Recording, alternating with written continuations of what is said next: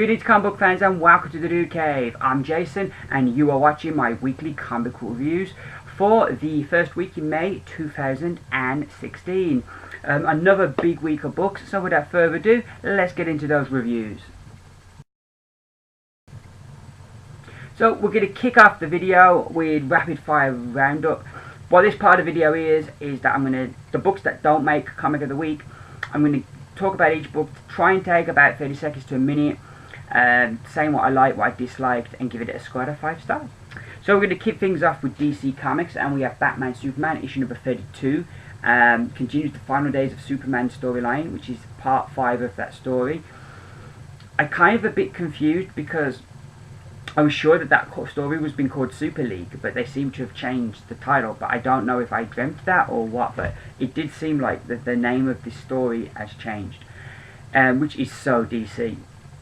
So this issue, one of the things I've been loving about this Superman kind of story they've been running is seeing the reaction to people and them dealing with that Superman's dying, and him going around saying goodbye to everyone and seeing how each of the different people, you know, deal with that. And I kind of found that made the book very relatable, because so much of the time I feel DC's heroes, they're kind of like these gods that are untouchable, when I think Marvel make characters that are much more relatable and are grounded. You know, like traditionally back in the day, Spider-Man would be worrying about getting medicine for Aunt May just as much as Harry was going to beat the Green Goblin, and he kind of grounded those books and a kind of reality that we could empathize with. And I feel DC has kind of always been away from that they've been like these godlike figures, and we don't really get that much relatable stuff going on with them. So I really liked what Peter Tomasi was doing there with the whole of Superman is dying and this is how all of his friends are dealing with it. So I really liked that, and that was part of the story I was enjoying the most. Unfortunately, this issue we get none of that. Superman, Wonder Woman and Batman, which was cool seeing the Trinity back together again. That was really good. But they're going to China because they're trying to locate these different like Supermen that have turned up, and because they're on the Chinese border, the Chinese superheroes come to kind of escort them home because like not allowed to come into China, and kind of we then get like the thing where we meet the Chinese Superman. Most of this book I just wasn't into, and it was kind of taking the story away from where I'd been enjoying it.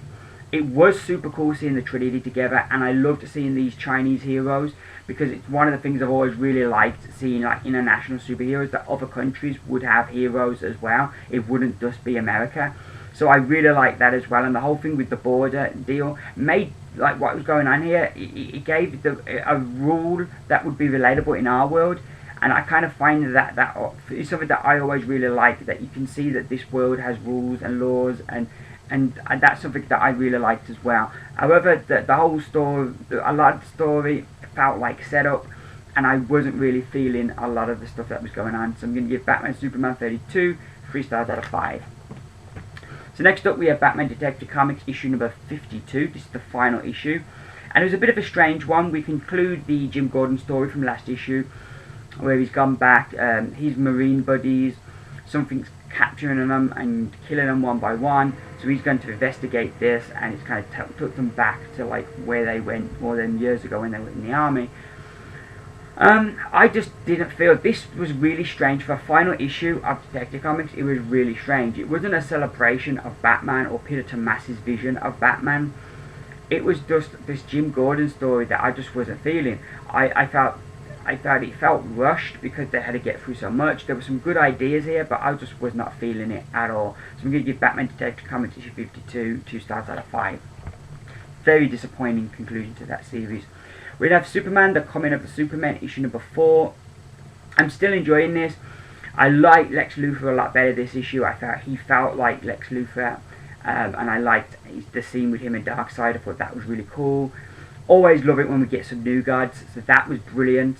And it still reminds me of the comics I read as a kid. It is very fast paced, and at times is a bit difficult to kind of keep up with, and it's only like kind of like later when you think about stuff that you kind of realise, oh yeah, that's what was going on there, or that was what was happening there, because the story is moving really fast. Overall though, like I say, I am really enjoying this, and I'm going to give Superman the Coming of the Superman issue number 4 4 stars out of 5. We then have Black Widow now, moving over to Marvel, issue number 3.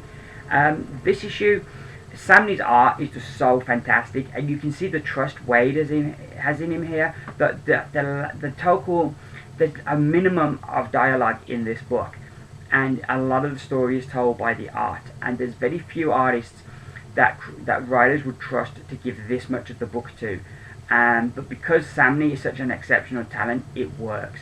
It does make it a quick read because there's not many words. I like the delving into Black Widow's past, but I would like to feel a bit more agency for the character. I'd like to see her, you know, we're told in the front page that she's trying to think of a way to get out of this, but I would have liked maybe some inner monologue from Black Widow, kind of, you know, getting what's going on with her. At times I did feel disconnected from the character, even though the art tells the story brilliantly. So I'm going to give Black Widow issue number 3 4 stars out of 5. We then have Captain America Sam Wilson, issue number 9. A brilliant story let down by the art is the basic way I sum this up. Sam is trying to find his place in the world. There's 2 Captain Americas now. A lot of people didn't like Sam Wilson being Cap anyway. That, you know, that they didn't like his actions and the way that he was doing things. So those same people, now that Steve Rogers is back, they want Steve to be Captain America, and Sam's receiving a lot of criticism, and he's kind of trying to come to terms with what is his role now as a superhero. I really enjoyed the story here and where they're pushing the character of Sam, and the whole kind of what he said Captain America was going to stand for, and how it's kind of pointed out to him by a villain, the hypocrisy of what he's done, what he's doing now. So I liked that, and I thought it was really interesting where they was pushing his character. Like I said, the art though just totally lets down the book, and it makes me give it 4 stars out of 5. We then have Contest of Champions, issue number 8. Dear, oh dear, what a disappointment. One of the reasons I jumped on board this book and got all the back issues of it was because I knew there was going to become a kind of thing with the Ultimates coming into this book. I love the Ultimates. Al Ewing does a fantastic job on that book. But here is the second part of the whole Ultimate story, and it ends with Maestro magicking them away, saying, I don't want you here no more, and magics them away. And it was such, like, yeah, they may come back to that in the future, but it was just such a disappointment, because you thought you was really looking forward to this showdown between the Ultimates and Maestro. Now that he's got the ISO 8 and he's got all these powers, how were the Ultimates going to stop him? And I was really looking forward to that, and for this just to magic him away left me with a real sour taste. And even the promise of the Dark Avengers in next issue wasn't enough to kind of lift me up, and this may be my last issue of Contest of Champions because I was really disappointed. However, like I say, there was some good promise here and some good interaction from the characters, but that one thing just for me just sucked all the air out of this, all the joy out of this book, all the air out of the room. And I'm going to give Contest of Champions issue number 8 2 stars out of 5. Next up we have Daredevil Punisher issue number 1. I wasn't really feeling the art. I think some of the characters looked a bit disfigured, which I'm not sure the artist was going for. However, the story here I really liked. The whole chase sequence had you on the edge of your seat, and that you felt the excitement of the book, like what's going to happen. You know Punisher isn't going to just let them get away, and I really liked what was going on here. And then you kind of got the twist with the criminal and what's happening there. And yeah, I really enjoyed this issue and the way it was structured. It was $4.99. I'm hoping the next issue is going to be regular priced, but overall, yeah, I enjoyed this, and I thought it was a good representation of both characters. And I liked that they put a lot of mystery around the Punisher, that there's no like inner monologues or much dialogue with him at all. It's just kind of like this Terminator type character that is just like he's got his target and he's going for it. And I really liked that. And also it was cool seeing Blind Spot here with Daredevil. So I'm going to give Daredevil Punisher issue number 1 4 stars out of 5. So moving right along, we have The Road to Civil War 2 with Invincible Iron Man issue number 9. This issue we have the mystery of what's happened to Tony Stark. He's missing, and we get that answered before the end of the issue. But I like that kind of mystery going on here. We get this new Iron Man character, this girl who's built her own Iron Man armor, so that was really interesting. I'm curious where that's going. We get this subplot as well with this doctor that Tony Stark's going out with, and Doctor Doom, who seems to have took a liking to her as well. So that's really, there's a lot of really interesting little things going on here. Plus there's stuff with Tony's company going on. I like the little threads that Bendis is kind of putting out there that at some point we're going to come back to. And I like the kind of reveal of what's been happening to Tony Stark. And yeah, I enjoyed this book a lot, and I'm going to give it 4 stars out of 5. We then have Star Wars Poe Dameron, issue number 2. Wasn't too keen on the villain in this book, and the story kind of feels very much like the beginning of Force Awakens. So in that, I wasn't too enamoured. However, the art is magnificent in the book. I really love the art. Like the presentation of Poe Dameron and how he thinks he's got the upper hand, and that kind of the twist and the reveal at the end that things aren't going as smoothly as he hoped. So yeah, there was a lot to like about this book, even if it didn't quite feel the villain. And I'm going to give Star Wars Poe Dameron issue number 2. Number 2. I'm going to give it 4 stars out of 5. So next up we have Uncanny XMen issue number 7. This is their part of the Apocalypse Wars. This book for me was a funny one. It was ironic because since this book came out, I've been saying, Greg Land off art and this book would be great. First issue without Greg Land on art, and this book is awful. Not much happened at all. The whole thing with Magneto and Ainge, what was happening with him in the flash, is that Magneto in the flashbacks? And if it is, what's happening? That all felt very, didn't quite work for me. Then you've got so yeah, that didn't work. And then you've got like the stories seem to be moving forward so slowly that it didn't feel by the end that we'd really made that much progression. And yeah, the art, I didn't feel freed the story up at all. And yeah, I felt this was definitely for me the weakest issue of this series. I'm going to give Uncanny X-Men issue number 7 2 stars out of 5. Another 2 stars out of 5 book there. We then have X-Men 92 issue number 3. I'm going to drop this book. I'm not feeling it at all. It's gone so far off where the animated series was. It's its own separate entity now. That there's elements to it that are fun, and I like some of the things they use for the Marvel Universe. But overall, I'm just not feeling it. It's just not for me. That's it. It's not like that it's a bad book. It's just not for me, so I'm going to give it 3 out of 5. Because, like I say, it's not a bad book. There's some good stuff there. If I sat and looked at it, I'm just not feeling it. So our final book in Rapid Fire Roundup, it is Doctor Who, issue number 9. The second Doctor Adventure, year 2, issue number 9. Again, I wasn't really feeling this one. I don't know if I was in a mood this week, or if I'm just not feeling these books. This story I wasn't feeling at all, until we get this like kind of twist with what this alien is that the Doctor's trying to stop, and that made the story interesting. And then it ends, and I kind of left you disappointed. It's just getting interesting, and it ends. I do really like the companions here. I thought they were used really well. And we've got the mystery of what's going on with Gabby, but the art was awful. So I'm going to give it 3 out of 5, because like I said, there was some good, I think the good and the bad levels itself out, but a lot of the story I wasn't feeling. So I'm going to give it 3 stars out of 5. So that's the Rapid Fire Roundup. Next up, let's see which 5 comics made my comics of the week. So here we are now. It's time to see which 5 books made my comics of the week. So first up, we have one of the books this is probably the book I was most anticipating this week. It is from Valiant Comics. It is written by Matt Kindt with art by Clayton Crane, and I think, I'm just going to check. Oh, yeah, the art is Clayton Crane and David Mack, both on art. It is 4001 AD, issue number 1. This is continuing the whole Ray comic, but this is like an event set into 4001. For anyone who's never read this book, don't let Reverend Ray, don't let that put you off. There's this beautiful kind of opening to the book that kind of gives you the story so far. Across 3 pages, we're kind of given what's been happening, and then we kind of fall back into to the storyline. The art throughout this by Clayton Crane is beautiful, and what I really like about his art is this is set way in the future, and it feels totally different to any of the other Valiant books because of Clayton Crane's art. So that is one of the things that I do love about his art in this book, and his art is gorgeous throughout this book.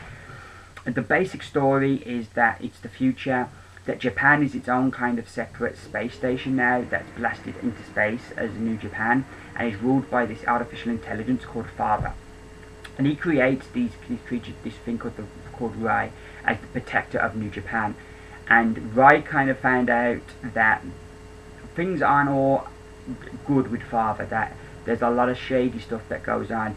And Rai got the independence and met some people, and he was going to defeat Father, but Father managed somebody. Basically, they double crossed Rai, and Rai ended up getting exiled to Earth without any of the powers that Father gave him and abilities. So now Rai's friend, this girl whose name I cannot recall, but she should, Lula. Is it Lula? Yeah, Lula, and she put this virus into Father, and now Father, to try and save himself, is ejecting parts of New Japan, and they're crashing to Earth. Meanwhile on Earth, Rai has met up with the Eternal Warrior, and they are trying to, he's taking him somewhere to give him a weapon that will be able to fight Father and save New Japan, and then the Earth. So yeah, really good story. I've not done it justice at all. But like the opening is so beautiful, and I think that's such a brilliant idea, a brilliant way kind of to open up this mini series, this event, that like if you've never read an issue of Ray before, that brilliant. You read this and you're brought up to speed. I thought that was really good. The story itself was brilliant. We don't see all the characters, I don't think, in this issue, but we see like the main characters for the story. It establishes the story and then kind of takes it to some cool places. It was a roller coaster ride. I just absolutely loved. I was really anticipating this, and it lived up to my anticipation. And I'm going to give 4001 AD issue number 1 one of my comics of the week. So next up it's DC Comics, and it is Midnighter issue number 12, the final issue of this series. It is written, I want to get the dudes' names right, written by Steve Orlando. We have two artists on this issue, as we have Aiko and Hugo Petris, and on colors Romulo Farado Jr. So yeah, I've loved this book, and this is a fantastic way to send off. It wraps up the story as Midnighter and Apollo have had to team up with Spiral to try and stop the Unified, this super being that's been created by Bendix, the guy who created the computer that is in Midnighter's brain. Now Amanda Waller has kind of teamed up with Bendix, thinking that this could be useful, but she sees now the dude's clearly unhinged. So in the end, we get everybody kind of, instead of like Midnighter and Spiral and Apollo having to fight the Suicide Squad to get to the Unified and Bendix, suddenly everybody's working together. I really like the resolution of this book. It gives it a somewhat happy ending, but also in keeping with the character. I've really come to really like Midnighter as a character. He's real interesting. He's that kind of mindset like the Punisher, but probably not as dark. There's a bit more light in him, because like he can at least love. And I liked like that the whole series was him going on this journey, emotional journey, that kind of made him ready for this relationship with Apollo, and I like that. I also really like that it's a fantastic positive portrayal of a gay man. I feel so much in TV and so many times in the media that gay men are presented as being camp, and not all gay men are camp. I know a lot of dudes that are camp, and they're not even gay. So I kind of think that's a stereotype that doesn't fit. It's like, you know, married men aren't always the same. You know, some married men are under the thumb, some aren't. You know, there's lots of different marriages, and married men are just as varied. And I kind of like that we're getting more portrayals of gay men not just being camp, and that gay men kind of being strong badasses as well. That just because you're gay and you take it in the ass doesn't mean you can't be a badass. So yeah, I really liked that portrayal, and also that it wasn't made a big deal of. It wasn't kind of hit you over the head, oh, this is a gay character. That they just tell the story about this dude, and it just happens he's in love with a dude, you know. And I like that, but I also really like the character, and I hope we see more Midnighter in the future. But a brilliant send-off, and I give Midnighter issue number 12. I give it one of my comics, well, I'll make it rather. We then have Moon Knight issue number 2. I wasn't going to pick this up originally, but I heard so many good reviews for it, and good people saying it was really good, that I decided I was going to give it a go. The first issue, while I enjoyed it, I found it a bit uneasy. You didn't quite really know, was Mark mad, or was, you know, was there a bit more going on here? And I kind of liked that kind of how you felt a bit unbalanced reading that first issue, but it didn't really grab me as much as I hoped a first issue would. So I was going to give it a miss, but then, like I say, I decided to give it a go, and I'm glad I did, because this was fantastic. We start off kind of where we were last issue. I love the opening couple of pages. Kind of, it's like his notepad, the way that they've drawn those first 2 pages. It's like his own notepad. We then had these silly adverts. We had that all through the Marvel books, something shaving, something, but the way it's done, I kept thinking Luke Cage was in every book I was reading, until I realised it's that damn advert again. And then kind of we get back into it. I love the art, and the layouts are really good. I love that. And the first bit of the book, we're still kind of not really quite knowing what's going on, and then we kind of get all our answers with this scene here. I loved the art in the book, and like I say, the layouts were so interesting. And like we return to different ones at different times in the book, to the way that they've laid it out. But yeah, the art and the colours in this were really well done, and the story as well, as we're brought up to speed on what is going on here, and why Mark what really is going on, and is Mark mad or not. So I liked that. I thought that was really cool, and it builds up to a nice moment. And I love where we leave off with them trying to escape, but then they come across these like mummified zombies. So yeah, really good stuff. Really enjoyed this. If I had any doubt about picking up the next issue, that's gone. I'm gonna stick with this now because I really enjoyed it. And yeah, I made Moon Knight issue number 2 one of my comics of the week. So next up we have Nova, issue number 7. Sean Ryan is just doing a fantastic job on the book, and I'm loving the whole thing of like that Nova is trying to find his father, and it's kind of been the thing since we first met this Nova, that all the way through his father's been missing and he's trying to find him. He thought he'd found him, but it was a clone, and because the Chitauri want the helmet that he has, the Nova helmet, so they can reverse engineer it. So this issue is him going to save that clone who kind of went undercover to find out where the other clones were, and it leads to Sam making a decision, which I really liked, and the whole progress. And we kind of have a bit of foreshadowing in this scene in the beginning of the book, where his sister's had a nightmare. She seems to have these kind of premonition kind of nightmares, so that was really cool. And you know, then Sam blasts off, and you think he's going into a trap. I was so sure that this was a trap, but then, you know, he finds the clones and of his dad, and then it is clobbering time, and he's teaming up with the other clone and getting answers. And I just, again, this book, art-wise, I really enjoyed it, and the layouts were really nicely done as well. The end of the book, Novan kind of makes the decision he needs to find his dad, and he's going to go away. And he lets, like, because he's an Avenger now, he lets Iron Man go, and there's this really nice moment with where Iron Man goes, Sam, let us help. And kind of, so next issue, it looks like he's going to get help. The one thing I'm concerned about is it says next issue Civil War 2. I am a bit concerned that, does that mean that we're going to take time out from this story and we're going to get Civil War 2? Because that's the only thing with some of these events. You get a book and it's going along this lovely path, and then we hit this roadblock, and sometimes the books never recover from that, because you have to take time off from the story you're following to follow this event, and then we kind of come back. and sometimes that momentum has been lost or has been broken and it never regains it.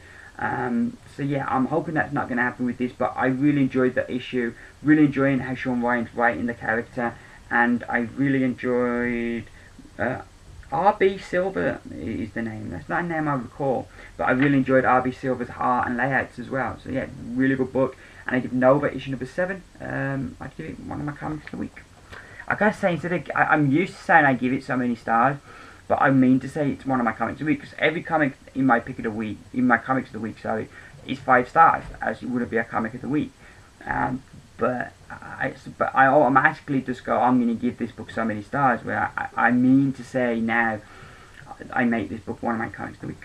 So my final comic of the week is The Punisher, issue number 1, written by Becky Cloonan, with art by Steve Dillon and colours by Frank Martin. I really enjoyed this, very violent, definitely not a book for the kids. I like the Punisher being this strong, silent type. I don't want to get into the Punisher head, I want that bit of mystery.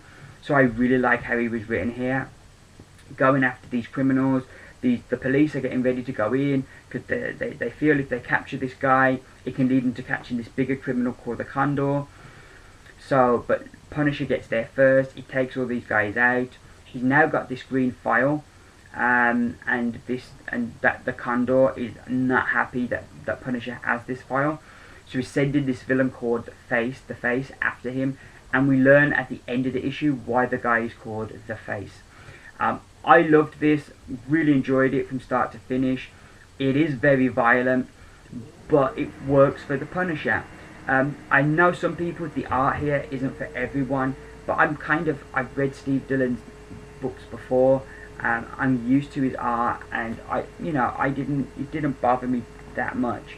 Though I know some people didn't like it, but I didn't feel there was any issues for me art-wise.